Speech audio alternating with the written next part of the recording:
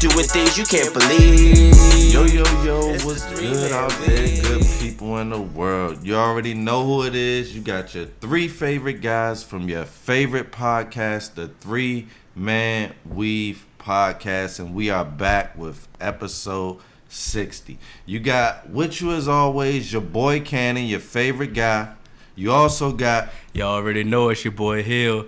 Hill gonna heal regardless, baby. Let's get it. Already know who it is. AJL President. Top British ass. That proper 12, alright. I ain't gonna lie. Maybe. I ain't gonna endorse him. It's too early. It's not an ad. This is not an ad, but you know what it is an ad? You can catch us on all major podcast platforms, 3Man Weave, Instagram, Twitter, 3Man Weave _. You can email us at podcast.3.man.weave@gmail.com. It is February 1st, Saturday, the day before the Super Bowl. Super Saturday. We are here once again, episode 60. This is another milestone, and I want to appreciate everybody that's still on the journey with us, and we will continue Thank you. to get better. We're going to continue to grow and just continue growing with us. If you're watching on the YouTube, you can see I got my Laker gear on. You know, we're mourning the loss of Kobe Bryant. All-time great. All-time great, you know, was tragically taken away from us. And more so, everybody been saying the same consistent thing is they didn't want to believe it. They didn't think it was true. And then when it hit them, it hit them. Yeah. And it's crazy. It's no might about it. This was the actual first time that I've ever cried for a celebrity or somebody that I didn't know personally. That this was the first time actually this ever. Like, I don't do this on the regular. So yeah, that thing hit. I will say, man, I remember I had called my mom. This is years back when Michael Jackson had died, and I said, "Mom, your boy gone," and she said, "Who you talking about?" I said, "Mike."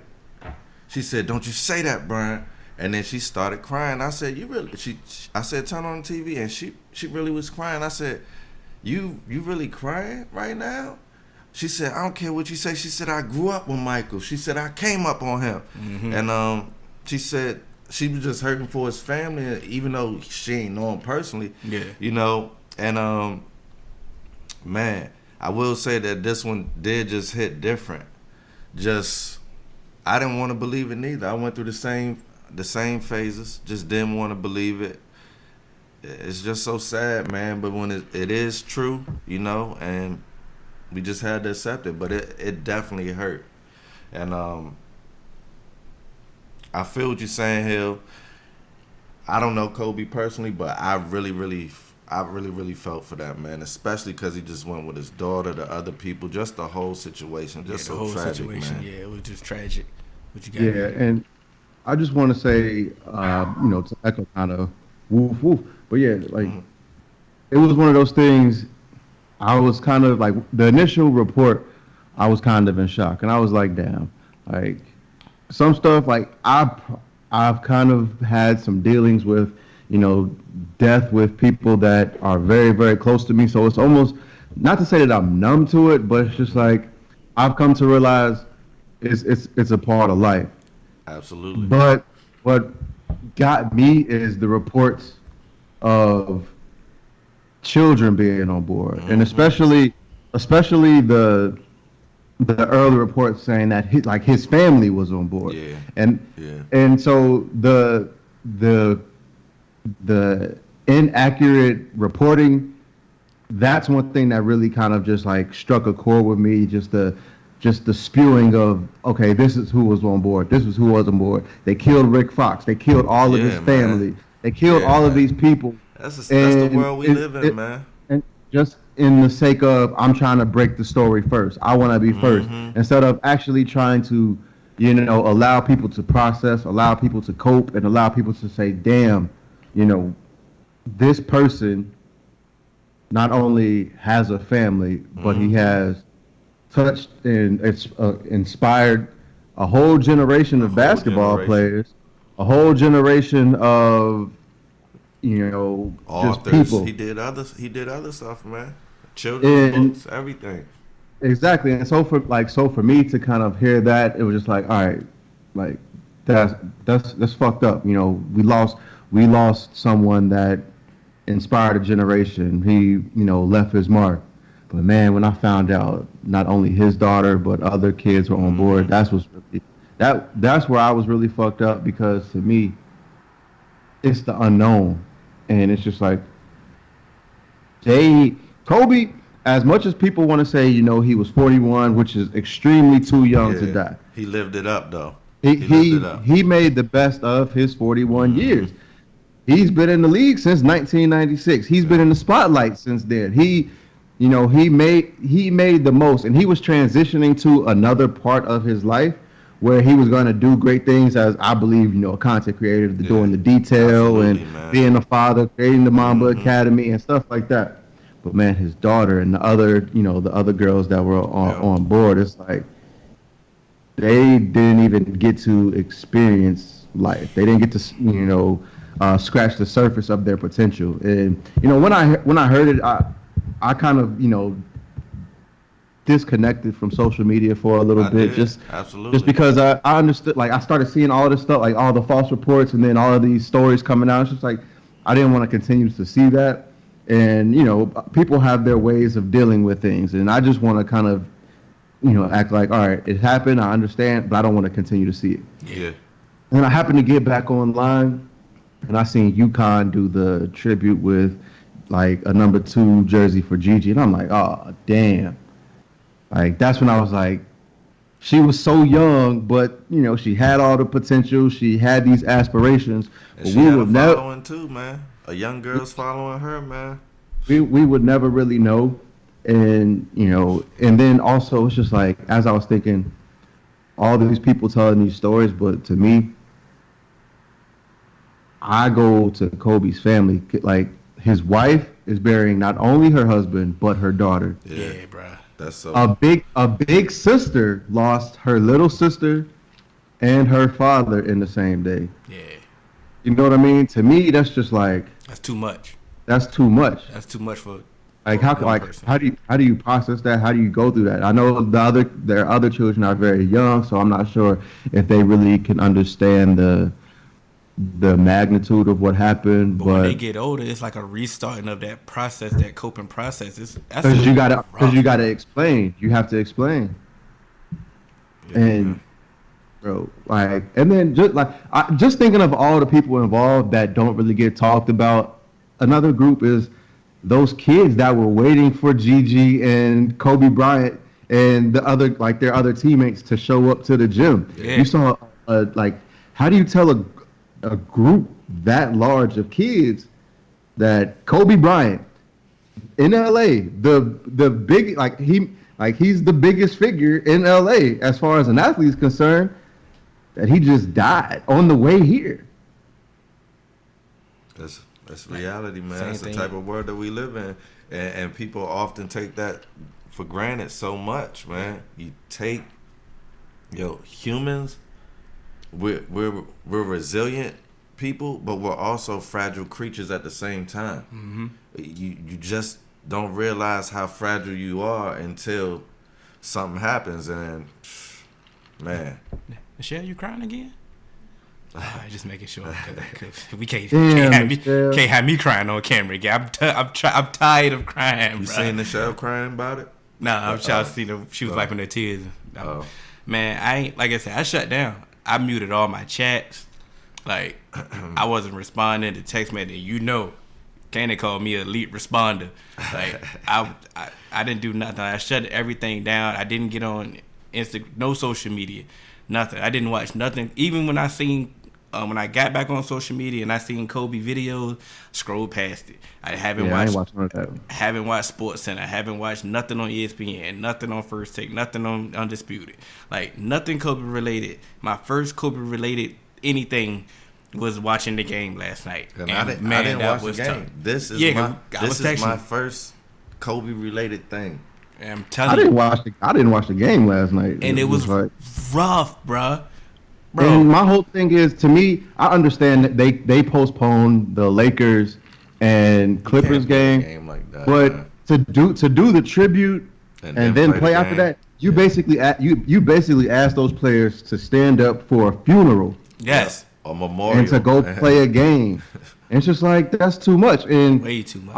I know people were talking about, I just don't, like, to me, I don't care about the outcome. To me, you went to a funeral and, people can say, oh, Kobe would want you to do this. Kobe would want you to do that. But that don't, exactly. And it don't really matter what Kobe wants you to do, what Kobe would want, because not all people cope the same way. Exactly. Yes, Kobe would want you to, go ahead, go play, kick it. Nah, bro, some people handle things different. And so you can't take that from people. And so I completely understand if, people come out and just lay an egg, because it's like, bro, absolutely, like especially for those players to not only to look up to Kobe, but some of, like, Bron has competed with Kobe, and he literally just passed him the day before that this all happened. The universe is wild, bro. And I know no man supposed to take on that, bro. Like, all he wanted to do is play basketball at this point. And like, what I saw some people on Twitter killing Carmelo, talking about him sitting out of games and stuff like that, because I said, bro, this is a real friend. Like, literally, Kobe told him he was gonna come. Kobe told him he was gonna come to the game. How dare people, bro? So people who aren't, like, to me, that's like friend. That's like someone saying, "Oh yes, my friend just told me that we gonna go out to this bar when he gets in town this weekend, and he dies on his way there." And it's just like, man. So why you still not coming out? People, I really hate those fans who expect athletes to be larger than life. It's like, because like, when, like, to me, like, to Melo, that's a family friend. That's someone he's grown up with. Friend, bro. Kyrie did the same thing. Kyrie took a personal. That's a real friend, and I know for a fact that, like I told you, like, Kobe said that he used to call Kyrie. That's like his little bro. You think about the wars that Melo and Kobe had, like, they've competed. They still loved each other. You see what I'm saying? It's like they were on an Olympic team together. Like, come on, man. You know what's funny? Everybody always say, "Yo, Melo don't play defense." I was like, okay, he did against Kobe. Go look at that series, bro. That was some of the best Melo defense ever. Like, man, we got man. Honestly, we could stay on this topic for hours, but I feel like it's good that we kind of record now instead of early on, because it's just like now I wouldn't have wanted to. I like that now. I like that now. It's like, okay, I'm not saying like we, are able to still believe it, because to me, even it's like it's still unbelievable. But now hearing some of the funny Kobe stories and like you can laugh about it. You can tell those things, and I feel like that's okay, because also that's how I deal with things. And so being able to laugh, that's definitely how you do it. Stories, just like it made things so much easier, especially hearing some of these stories that we didn't heard. It was funny, man. It was like you say, my pops was trying to, like, talk me through it, but he didn't know how to talk me through it. Mm-hmm. And I didn't get frustrated with him, but like I said, I had to shut him down too. And my mom, she hit me up, and, like, my sister, she hit me up, and it's because they understand this is a family tradition to troll me on Christmas because the Lakers play on Christmas. Like I said, my niece is 10, 11 years old. Since she was born, Christmas has been at their house. Like I say, we watching the Lakers game. We've been watching the Lakers games together. They troll. It's like let's troll me. I'm the only Laker fan in the house, and my brother-in-law, he didn't like Kobe at the time. That's what I'm saying. So they know what I was going through those years, and they knew what he meant. And it was like, it's crazy. It's crazy. But you know what the funny thing is? The funny thing is, I didn't play the game against him, but Kobe was my rival. He was my rival superstar, and you know that, as far as Jordan being my favorite player initially, and then Kobe coming into the league. So it's like, and then LeBron being my favorite player and the rivalry with that. But it's like, despite all of that, I never, ever acted like Kobe wasn't Kobe. You couldn't. Despite Right, no, but absolutely. there's a lot of people who were 100%. fans of other players who tried to, and I used to always say like, but- I can't respect you. I can't respect you when you're looking at greatness and you try to deny it. Like, I always knew that Kobe was great, and even though he was my rival, I still was a fan. I think that's the beauty of the type of player that he was. He was able to make people who weren't necessarily originally a fan of his. I became a fan of his. And you know that but like his shoe, like the Kobe shoe is my all-time favorite shoe, more so than the Jordan 1. Yeah. Even though I have a lot of Jordan 1s, but that is my favorite shoe. And it's because of the way that Kobe's just been able to, I think he's been able to take what Jordan did and even push it to the next level, man. And I know that Jordan is probably my all-time favorite great, but what Kobe was able to do for this generation was just... I always say 20 years. that era, that 2000s era, is the golden age of that basketball. And so I want to kind of like say a point about that. Cut me off. Go ahead, no, I'm good. I ain't have much. Because sometimes I know that I can forget something, so I was like, let me get in here quick. You do forget and so Yeah, you old. Man. I know, and so that golden era of basketball started to transition from people being fans of teams to people actually having being fans of players. Yeah. I And always so- been a fan of a player until now. I just got a team. Yeah, and so it's like the NFL. When you watch the NFL builds up teams. People are Yeah, diehard fans of a Absolutely. team. But the NBA, they build up singular superstars. Yes, That's they why do. so many more people are fans of a team. I mean, fans of a player. Yeah. That's why wherever LeBron goes, people Yeah. travel. That's why wherever if Kobe would have got traded, people would have went to wherever Yes, Kobe they got would traded. have. Yes, they would have. Shaq, people travel with Shaq. You might have. And so, and people travel with AI. People travel with Melo, People and did so it's travel just, with AI. They went straight to Denver with him. and so it's just like they built up those allegiances to a player.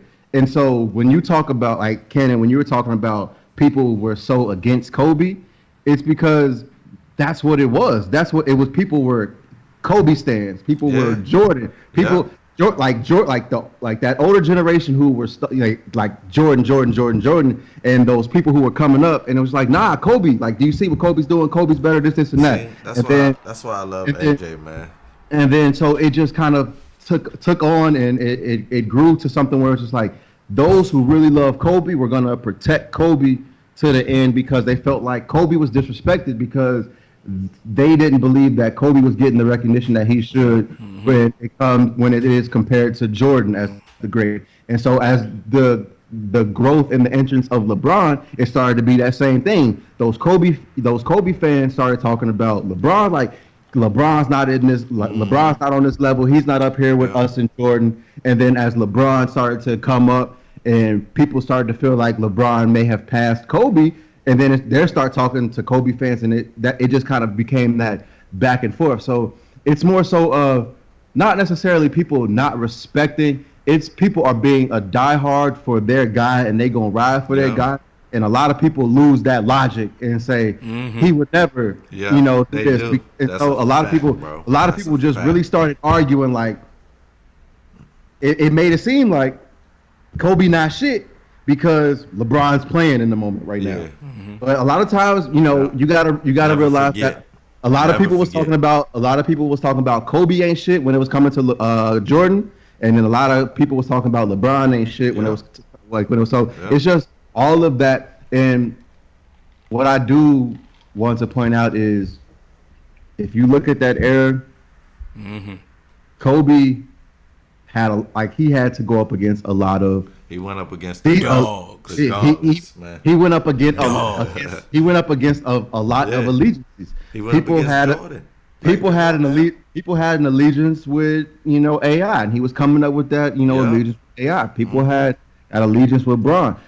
People were like had an allegiance with Shaq, and that was on his own team. Come on, And now. so it's just like, you know, it was just a part of that era, and when the NBA really started to build and brand superstars, Yeah. that See, you know, I don't really like talking NBA with nobody who don't understand that, and that's It's why frustrating.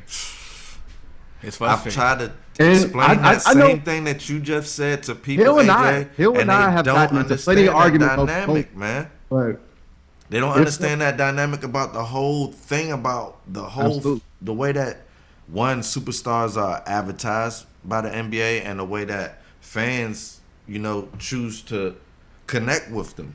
You see what I'm saying?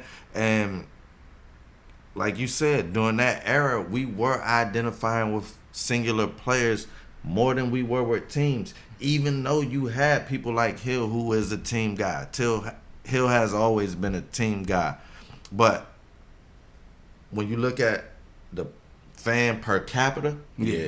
you see what I'm saying? You like that. The fan per capita, like of basketball, there's more fan per capita of the singular player than they are of the team. And I'm gonna tell you like this: if Devin Booker lead the Suns, that's gonna be the end of my Suns fandom. and Unfortunately, as it should be. because there's I'm nothing follow- there I'm for you following to my hold boy. on to. Please. I'm following my boy Devin wherever he goes. So if There's he stay, he nothing for you stay. to hold Should have on been to. left. He should I come to can't- LA. I'm- He should have Hell, been left. Go anywhere. Oh, Come on come home. down. Come on home, brother.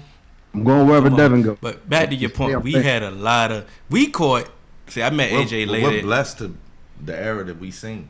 I caught AJ later in the, of course, the Kobe years, and when I started hanging with AJ, the Suns was on their down. Yeah, it was on the downswing. down. So we couldn't really Ron live. Artest hit that shot in 2010, Yeah. and then Because his therapist and then told him 2011. so. Don't leave that Don't out. leave that part out. So I couldn't live the Suns Laker rivalry at its peak. Yeah. Seeing Kobe by himself push the Bro, number he one dunked seed on seven Steve to Nash. 7 games. He dunked on. Shout out to Vernon Crocker, bro. That was my guy back then. Like, we was in his house in that Lakers Suns series. Oh, back man. when the Suns was Fam, when I it was in nice. I was in Miami when Ron Artest. Could I tell you how that shot fucked up my night? Like, bruh, I got Bro. lost. Well- That's a long story, but Bro, I remember when Kobe dunked over Steve Nash. My homeboy looked at me, and the only thing, he couldn't make a complete sentence. He can only say a fragment. And he just looked at me, and he just said, "He fly." And I just bust out laughing because, bro, like, it was unbelievable. It was on some Jordan. It was on some Kobe type. Like, I'm not even gonna disrespect him no more. It was some Kobe type stuff. Poor Steve Nash. Well, speaking of Miami, Yeah, the Steve little Nash segue. got done up a couple times, man. As he should have. Nah. Miami. Speaking of Miami, the Super Bowl is tomorrow in Miami. You got the Kansas City Chiefs versus the San Francisco 49ers. Yes, sir. It's gonna be a good one, man. this gonna be a crazy. Yeah, it's much. Nah. It's this is a clash of the Titans. It's a clash of the Titans. We got a top defense going versus against the top offense. This is what I like. I like game like the Coleman, like that final game. Yeah, I where like it's this string too. first Yep. string. Yep, I like that. This is it. And I think that also a lot of people are underestimating the other team's weakness also. So I think a lot of people, they're saying, Kansas City has this great offense, but they're underestimating the Kansas City defense. They're not the best defense out, but they're opportunistic. They got some players on there, and they will turn the ball over. I've been on them before anybody. And a lot of people underestimate. Well, I won't say they underestimate the 49ers offense, but they put a lot saying, That Jimmy run G's game on. is surreal. Jimmy G's only doing this, and this, and they think that if you stop the run game, it's gonna be different. But it's a how lot can you stop different. It's a lot different. multifaceted run game. But that's the thing. They're going into it thinking, you see what they did to Derrick Henry. It's different. Yeah. Because Derrick Henry, he putting his foot in the ground, he going straight. Yeah, that's a one style. You see what I'm saying? This is a And multifaceted run game. That Shanahan offense, bro, it's something different. It's all these moving parts, and It's gonna be tough. the running backs don't get tired because they just go keep bringing them in. They bringing them in, and they all execute in that run scheme. I just feel like they're pretty good at it. Speaking of that, that's my question. I asked this on Facebook, and I need to know why haven't anybody be able to figure out the Shanahan zone running scheme? Because I know the secret of it. That's why I asked you. He uses formations that they pass well out of, so you have to stay true to that. And so exactly. So it's like it's a hat on a hat. That one hesitant step that you have to make sure that they're running and not passing is the one that did you in on that. And Mike Shanahan was good at that, and Kyle saw that, and he took everything that Mike Shanahan built off the run game. When he took that, but he disguised it, because Mike used to use the power to show it. Like he said, he had the power stretch and the counter, and Kyle just took all of that and put it into the zone read and disguised it so it looks like a pass too, and it is a pass very often. Before you go, AJ, but not even just the Shanahans. Gary Kubiak has done it. Yeah, it's not the just Browns. the The Browns coach, Stefanowski. Yeah. He done it. Whatever.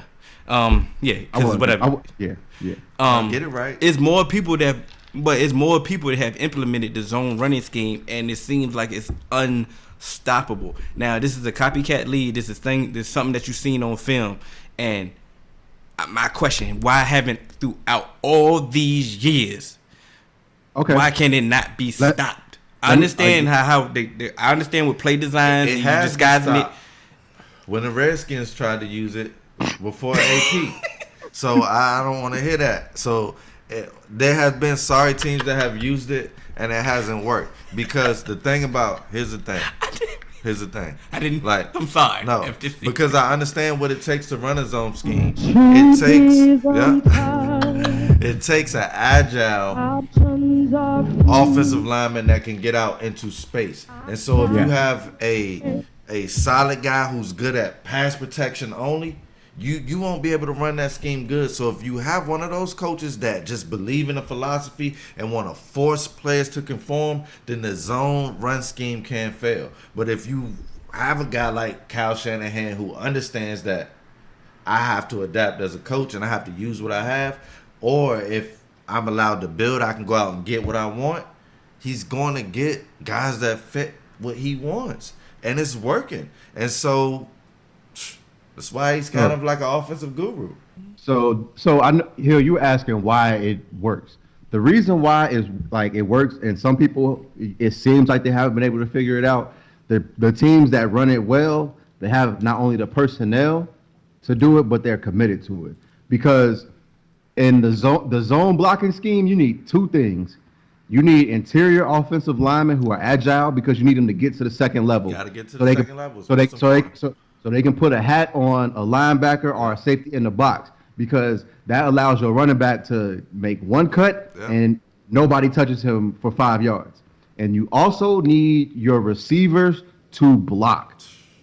And if you look at it, look at those San Francisco receivers. Deebo Samuel, and George Kittle might be one. I like him, man. Yeah, George Kittle, he get nasty in there, and so it's like, and so you don't have these extra bodies that are just coming out of nowhere because your guards are getting to the second level and they don't have to worry about combo blocking a corner and a linebacker, because next thing you know, they are on the second level and your running back, he's 3-4 yards before he even gets touched. That's and so running back's dream. And so it's really, really hard to stop a running back when they build up a head of steam. And I know, Cannon, you brought up the Redskins. The Bengals actually started going to a zone blocking scheme in the end of the season. Joe Mixon was looking like he was making me look terrible at the beginning of the season. Once they got to the zone blocking and everything like that, the second half of the season, I don't know how he got to 1,000 yards. Because you get to pick and choose as a running back. It is not designated just to one hole. Like the other, you can have cutback to lanes. one hole, and you could just let it flow. and I can cut back against I can choose in the zone scheme. Exactly. Y'all have answered my question. And I appreciate it. Why haven't people been able to stop it? But I said y'all answered it. No, I answered it because think about it. Like, okay, boom, Legion of Boom, the cover 3 scheme that they do. Now everybody, other teams that try to implement that and it has worked for a while, and then but eventually it picks apart. If somebody has figured out how to pick it apart. Yeah. The same thing with the old cover 2, the Tampa 2. Yeah. It used to be dominant. Yes. It used to be dominant, but then next thing you don't have people the pick person, it apart. If you don't have the personnel. But even then, the zone blitz. Nobody can stop the zone blitz at first, and then all of a sudden they start picking that apart. Pittsburgh was killing with that. What's it? But also, Dick LeBeau. also with those defensive schemes though, it's easier for the offense to beat those defensive schemes than it is defenses to beat the offensive schemes. Okay, cool. Because if you just look at the name, the defense is on the defense. They are usually reacting to what the offense does. Those schemes are usually doing something that the offense have never seen. So they actually are being on the offense. They're attacking. They're doing something different. So once someone decides, hey, we figured out that the Tampa 2, it's vulnerable in the deep middle and on like the mid sides. If you're a middle linebacker, ain't elite, so we gonna start attacking that. And then they'll start doing, the Legion of Boom cover 3. Then, hey, it's vulnerable to tight ends up the seam and in the flat. So unless you got a Earl or unless you got a Cam, and you can stop it. But on the flip side, same thing for offense. You got the West Coast offense. You got an execution offense. You got the zone running scheme. You got all those things. Those things have been staples. They've been stapled, and they're still implemented in the league, and they find ways to be stopped. But it comes all down to execution. You see what I'm saying? Those teams who can execute, where you have, regardless if it's offensive, defense, whatever side of the ball has the most people doing their job, that's the side of the ball that's going to win. You see what I'm saying? And so that's what football all comes down to. That's why Bill Belichick, the greatest coach that we've seen in our generation, because he conforms. But that's what he preaches. Everybody just do your job. And then also Bill Belichick never really had. You can never say Bill Belichick runs a West Coast offense or Bill Belichick runs this offense. Bill Belichick just runs an offense for who he got. Bill Belichick, he was like, all right, I don't have a Randy Moss. I don't have these game-breaking wide receivers. So what I'm going to do is I'm going to just let my quarterback get people in space, get the ball out of his hand really quickly. So we're going to do a quick slant. We're going to do these whip routes. We're going to do these, the West Coast. We're gonna do these stick routes. Yes, it's elements to it, but it's not that. So whatever he sees fit, whatever his offense has that he can utilize, and that's what he's gonna do. That's what makes because him once he got Randy Moss, when he had Aaron Hernandez and Gronk at the same time, it's like we gonna get this ball down the field. But when you got Julian Edelman, you can't put Julian Edelman on a bunch of nine routes. It was all check downs. Well, remember when they got Corey Dillon? They was toting that thing. It was like I said, he conforms to his personnel. He doesn't hang his even hat with his on, defense. Even with his defense. Said, when I talked about Kyle Shanahan, that you should as a coach, because it's a difference with him. For example, you have power people trying to run a zone scheme, and it ain't working because they cannot move. You gotta work to your personnel. I'm confused because he had Alfred Morris looking lit. No, I'm not talking about during the time when we was good. I'm not talking about, we were running a zone scheme before that. There were several coaches in the Redskins that were using that zone scheme. Mm-hmm. Marty tried to use it. Joe Gibbs used the zone stretch when he came back the second time, and it just wasn't popping. It was popping for Clinton because he was accustomed to that. But anybody else that we had, when we had Stephen Davis, he didn't do what he did in Carolina. You see what I'm saying? Mm-hmm. And he ran the same scheme. He was a one cut back. Yeah. Went there and just Turned into an all-pro. I've just been baffled because, like I said, everybody has a system. Everybody has, something that they hang their hat on, what they do, what they bring to the table, and it works for them. But, sometimes they might add some wrinkles to it. Yeah, wrinkles help. Yeah, of course. But it's like nobody has figured out this zone running scheme, and I'm like, if that's the case, then why haven't everybody done it? Because you got 3 backs that could utilize it different, and I think that's what's hurting. And then let's not also forget how good Joe Staley is on the offensive line. Yeah. They got some dogs. And then, like I said, George Kittle, Debo Samuels, Emmanuel Sanders, all the elements that you need. They blocking their ass off. They have a personnel. That's why we're not gonna sit here and act like they don't have a personnel. And like I told y'all personally, when they got Emmanuel Sanders, you said it put everybody in it. It settled everybody into their role, and I'm big on roles. Like, yep. Not I'm big on. All right, so fuck the bullshit. Who y'all picking? Let's hear that. Who y'all picking? We didn't say it consecutive weeks. Yeah. Andy, it's time for Andy to get one. I said if Lamar is out of this thing, I'm going Handy Reid, man. Mm-hmm. Handy Reid. Ooh. Handy Reid. Because he handing it to Andy Reid.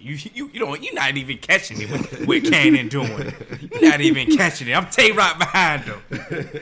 Get him, Cannon. You know what I'm saying? He don't know. Yep. I think Virginia thought you was the man. Hey, Tay-Rock. I'm slapping that weed out your hand. See, they don't know what's going on. Yeah, they don't. It's the running game is cool.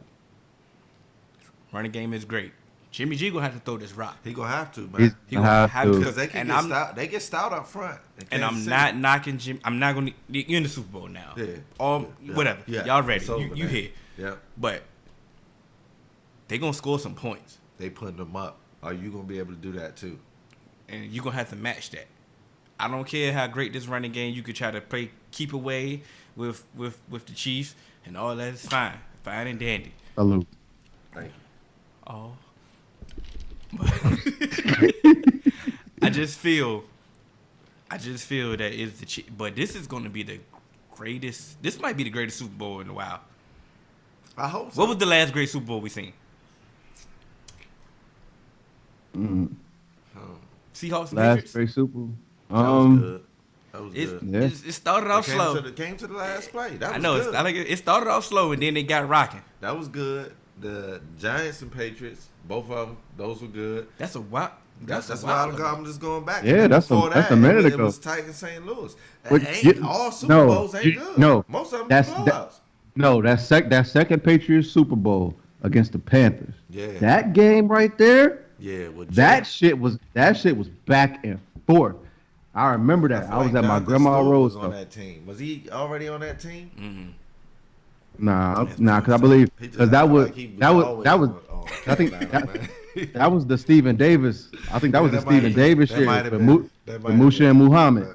I feel you. But I just felt like Jonathan Stewart. He been in all her life. Right. I think it's gonna be one of them great ones because I think the 49ers is gonna show up because I don't understand all of a sudden where's the disrespect coming from. Like they've been getting disrespected by the media. Like the Chiefs about to just show up and just drop 40 on. It's because people like the Chiefs. I don't think I like the Chiefs. Yeah. I like the Chiefs. But what I'm not gonna do is not about to disrespect the other team. Like I said, they ain't been blowing out all year. Like every team has a dud week. I don't think it's gonna be no blowout. No, listen. Every week somebody has a dud week. Yeah. When had the 49ers have a dud week when they just they took a week off and got blown out? This happens every year. Listen, we about to get a bunch of 49er fans, supporters now. Watch. They've been here. Yeah. Cause we ain't been riding with them. About to get more. We ain't been riding with them. Yeah. They've been letting us know that we ain't been riding with them. They want to play that underdog stuff, and I feel you. All that underdog stuff is out the window. Don't play that around here with me. Hated on them, and we've given them their credit every single step of the way. They ain't been listening. My only issue with the they've been reading memes. That's why they still been here. They've been reading memes. They have been reading memes, but the memes are the memes, you know. Well, if they stop reading memes and actually fucking listen, then maybe we wouldn't have this problem. We wouldn't have a beef. We wouldn't have smoke. Some of them listen. We wouldn't have the smoke. Michael Johnson. Ooh. Ooh. Does Mike Anyway. Johnson But did you make your pick, AJ? No, I didn't. I did not. So initially, I was gonna go to 49ers, But and then I was like, nah, I can't go with MAGA Nick Bosa. and then Frank Clark wore a goddamn Kanye and Trump shirt. oh my gosh. And then Andy Reid had Donovan McNabb come speak to the team. You don't hold that against them.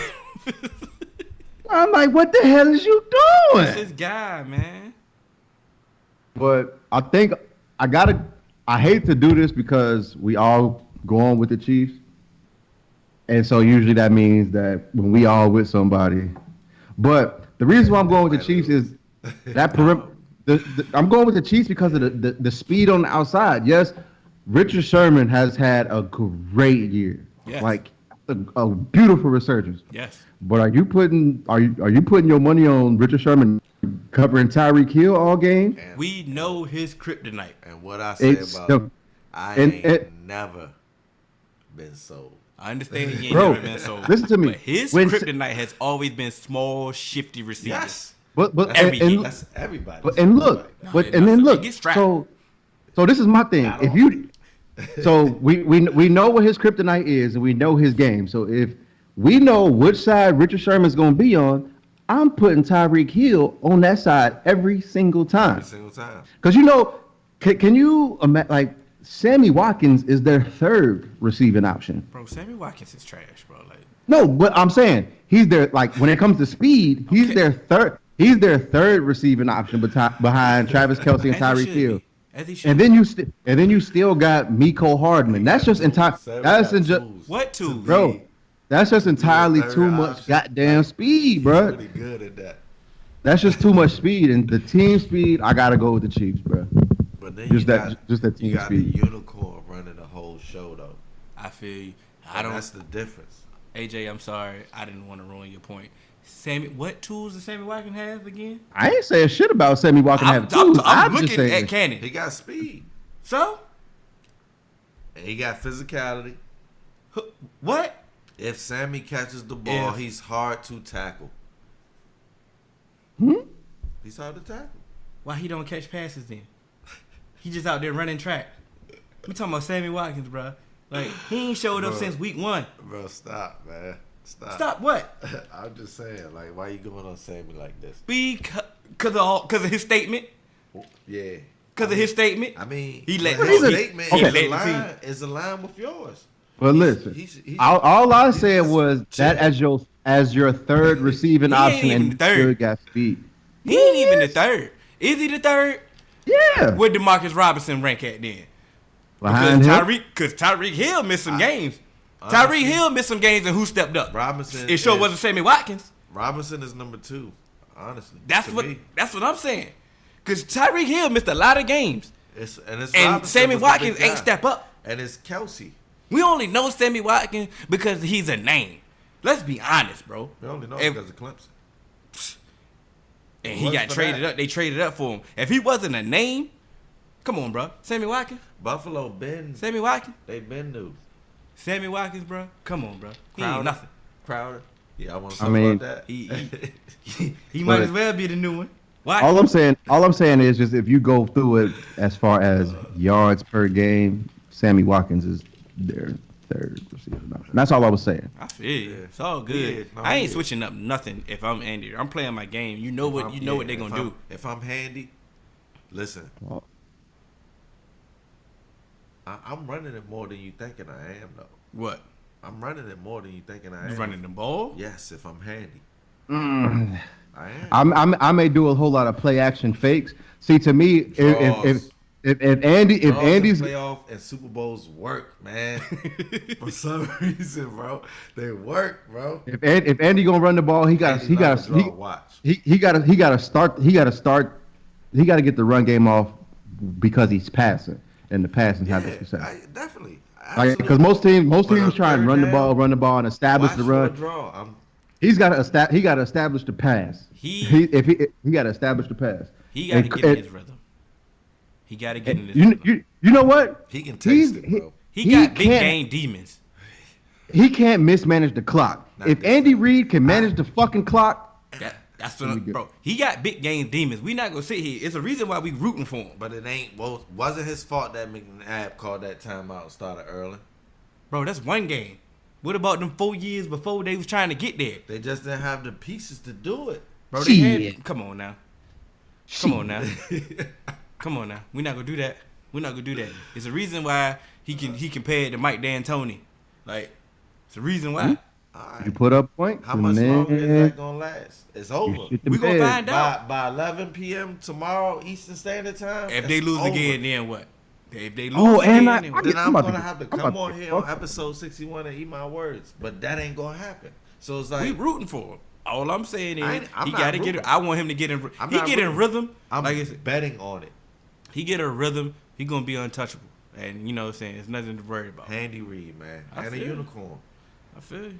All right. Gave our Super Bowl picks. What y'all? Hey man, We have no so supporter. I questions, got man. oh, Supporters done abandoned us. Where y'all at, man? Mhm. I do have a question because I had something that very awkward happened to me the other day, and now I feel like, yo, has y'all mom ever asked y'all body count? Yes, yes they have. Yeah, unfortunately, yeah. And so It's an I important thing. To I feel like, I mean, as you Make guys sure know you're not- now, you're not a I have- slower. right? And I think that's what she feels like I am now because I have a son on the way, as we mentioned on a previously. Yeah. Shut up, Hill. You're a changed man. I'm So changed, man. regardless, And so how do y'all like His wholeness deleted. my whole that's what I said. My wholeness is deleted. no, Andrea? no. What my mom do? Long as your Adria? faithfulness is intact, who cares about your wholeness? Okay, AJ. You know what I'm saying? But I just want to know how did y'all conversation go? Like how did that happen? I said, chill, ma. I don't even say ma. Like my mom swears that I say ma. Like when she spell how I say ma, she's MUH. She says, y'all have never said mom or ma. Y'all say ma. Ma, can I have some money? Ma. But nah, I told her chill straight up. Chill, Linda. Chill. You told the truth here? Mine was awkward because she didn't necessarily ask me my body count. Like, all right, well, let's be transparent.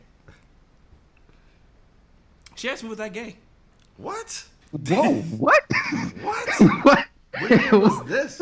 Oh yes, I was halfway a grown ass man. Wait a minute. Yo, mama, showtime. I'm gonna tell you why though. Now it makes sense of her question. Now that we can get to it, I was coming home. I wasn't bringing anybody to the crib. Yeah. So my whole thing was every time I go home, I'm like, oh well, I'm about to be out with the bros. Yeah. I kept using them as an excuse because I'm leaving. I'm getting out the crib. Yeah. So she Okay. like, all these years, why you ain't bringing nobody to the crib? Well, I'm not bringing the hoes to meet my moms. Like, Yeah, absolutely. So she just went like that's. So she didn't know how else to ask nothing. So it was like, well, let me just go wild. Let me go left and figure Like, out what's damn, going on. ma, But like, that's, you gotta that's go the left you left. want to go. That's She the went left all you the want to way. go. Big time. But yeah. Wow. Okay. Mama, showtime. Well, Mama Showtime. I think, well, hey, I guess she got her answer. And Yeah, she definitely got the answer. yeah. And so, all right, I get what you're saying, though. Like, yours wasn't. I think where I messed up and made mine really, really awkward. Aren't you light skinned? Fuck out of here. Oh, That's You number one. light-skinned That's too. number one. Yeah, you first are. of all, Yeah, you are. Yeah. Come on, let's hear it. I am darker You- than AJ. You are darker than Okay, AJ. shit. That But cool. Yo, The you stereotypical light skinned man is You AJ. was- He got you the was a- white boy eyes. this nigga was a pancake that got left on a little bit too That's it. long. Fuck out of here. I'm sick of this nigga. But you- talking So about you mad because you all all these- side up. You still all make these the cut light here. skin. Exactly. Still Nigga, make get the a cut. get a brown paper bag. Bitch I was ass. walking past some Now I girls- gotta get the I brown was paper. walking What you past some mad, girls bruh? back in the day, and they was talking about you, man. They literally said that on Said campus, what? man. Said I was light skinned. The Because they was light-skinned talking nigga to with- you. That don't The Okay, count. light they weren't skinned talking nigga with to the me. receding hairline. Now I got to be the light skin this- with the. no, Now that's what we doing. Nah, he That's had what we waves. doing. This is Hey, yeah, hey, that's you what wanted to let him fly. with You wanted to the fruity pepper eyes. That's what we doing. Looking Hey, like shit, you motherfucker look good, goddamn. Zach Hey, from shit, Saved by the Bell. That's what we doing. Hey, Huh? shit. Yeah, I look. Hey, I save them. Never mind. Let me stop before I. Anyway, Yeah, go ahead and incriminate yourself, AJ. but Sick nah. of you. I think I handled my mom's situation a little bit wrong because I'm used to just like telling the truth, and I didn't like ease her into it like Cannon, where he was just kind of like chill, ma. Yeah, I just kind of told her. I got boundaries for everybody, man. See, I don't. Set to them me, up. Set them up. Set She them up. was in denial. exactly. That's all that is, and that's a mother trait. Yeah. That's a mother. At least she didn't Yo. ask you if you were gay. My mom thought I was a virgin until I was a junior in college. I thought you were like, no, let me stop. She You said may what? thought. My mom thought I was a virgin until I was a junior in college. I When thought she you actually said- asked me, That's was I what- having sex? Yeah, that's what I'm saying. She was in He was in. denial. Nah. That's Big all it was. denial. That's Y'all all want that was. y'all want to know something? Y'all want to know something true? Say it. The day I lost mine, right? The day I lost mine, I literally came home and I was sitting in the living room, and my mom comes in there and she says, "You been having sex?" She smelled it on you. And no, she didn't, because I took a shower and everything, bro. It was like a glow, and I said, Nigga was walking different. I said, Bruce I'm like, Leroy "No, out look." there. He said, I Look, got some cutty. I You ain't getting no I cutty. said, no. She said, you look like you've been having some sex, right? And to this day, I just attribute to the fact that my mom knows me and we have a connection that's can't be explained. But she called it that day, and I went back and I told my other brother, because he had already knew, because it's like I couldn't wait to tell him. Yeah. Right? But it's like I said, yo, she just said it. Like, he was like, bro, she said the same thing to me on the same day. She just know. She No, man. He just know. Nah, I literally called my pops, like literally, like right after I was finished. I was like, "Yo, my nigga." Like, me and my, nah, cause like me and my pops had like a different relationship. Like I remember one time I was coming home from school, and I called my pops. I called him like 4 times. He didn't answer the phone. I called him again, like, "Yo, I told you when I was at school I left my key, and you said you was gonna be at the house. I'm outside. Come open the door." And he's like, "All right, here I come." I open it, like he come open the door. It's 2 bitches laying in the bed. I'm like, yo. And so my pops literally like let me sit outside for like 45 minutes while he, did his thing, and then was like, "Hey, yo, my bad." And I was like, damn, I felt kind of bad. I was like, you should have just told me, and I'd have just left. Because I felt like then I was kind of like cock blocking. You was. You was. That Yeah, was no, your first time. if he would have told me like, Going hey, that way. It's not your fault, man. Good, I always shit. knew it. I always knew it, man. shit, listen to me. But nah, if he had told me, I'd have been like, oh, my bad, pops. I could have, made my own moves. Cause anyway, but so Yeah, after 'cause you do your own thing, right?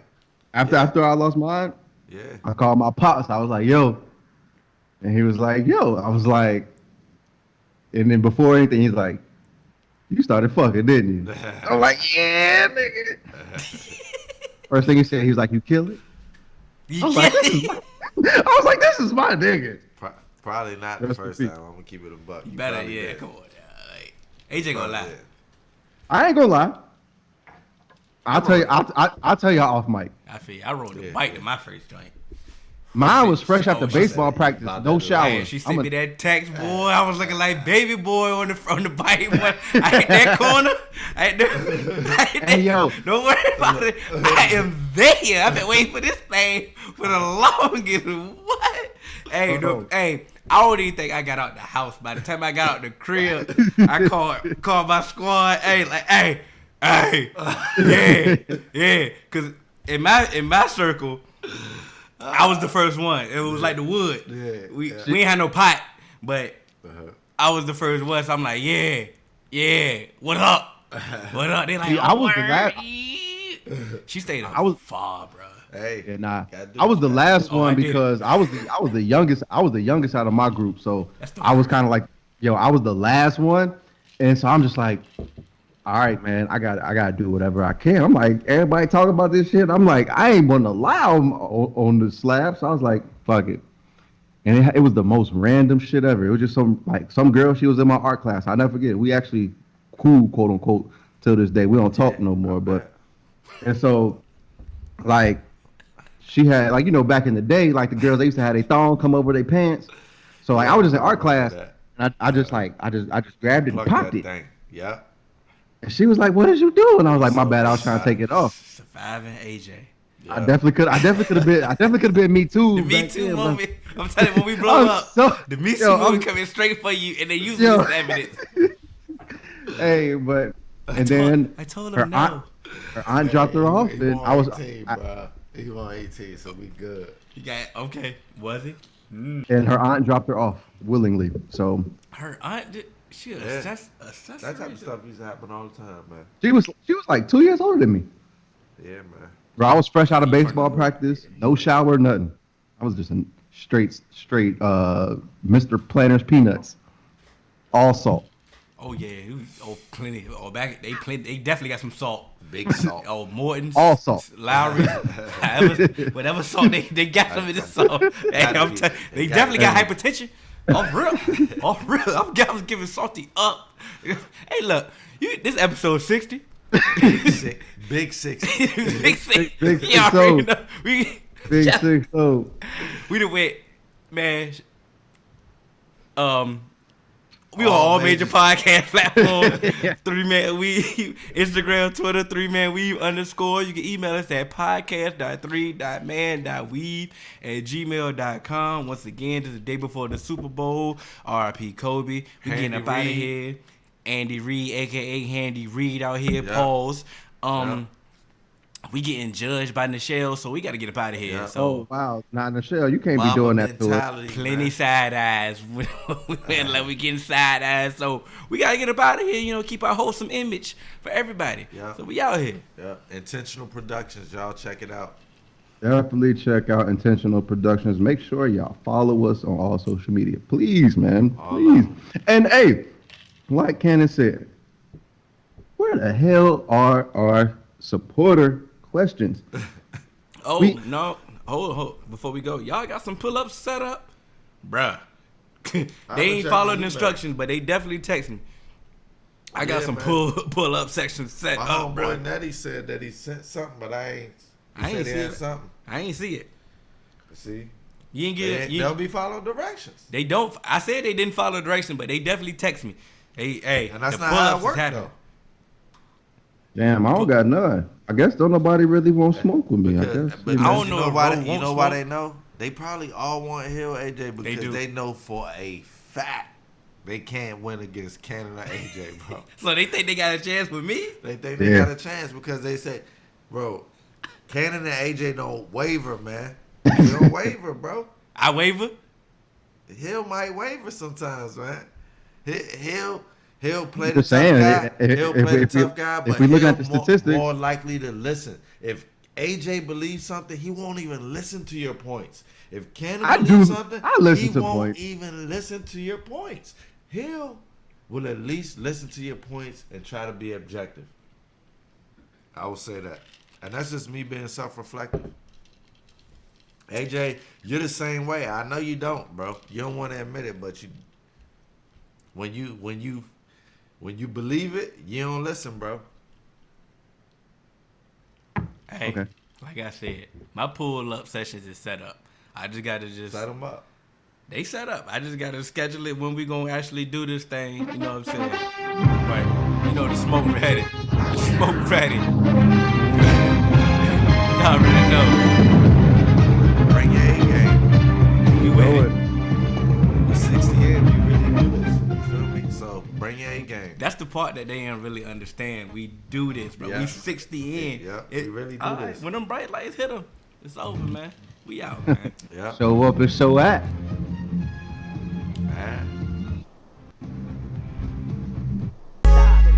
Doing things you can't believe. It's the 3-man week. We come at you with topics. No, you cannot stop it.